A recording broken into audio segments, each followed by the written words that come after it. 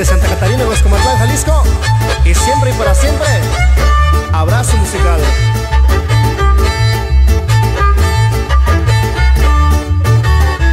Y nos vamos bailando hasta Artistas de Bolaños y hasta el mes del tirador.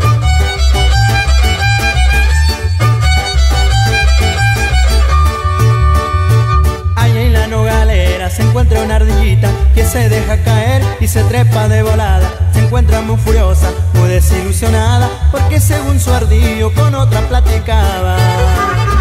Por eso el otro día sin descanso lo espiaba. Era tanto sus celos que no se soportaba. El día que los encuentra cerca de un ojo de agua, se detuvo un instante y esto es lo que escuchaba.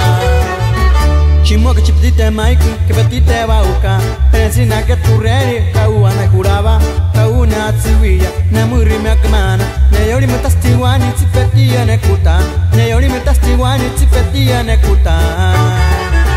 Y no se me olvide primo Terry. Y nos vamos a San Andrés Comieta con mi compa Viviano y Cruz de las Tierras Río.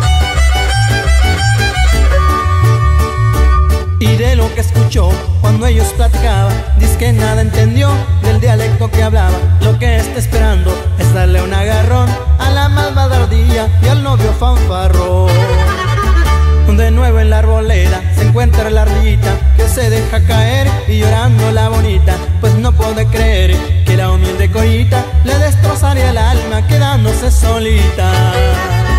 Chimo que chipetite Mike, que petite bauca, pero sin nada que tu rey, kawana y juraba, kauna atsiwilla, na muy rime akmana, na yori me tastiwani tsipetia nekuta, na yori me tastiwani tsipetia nekuta.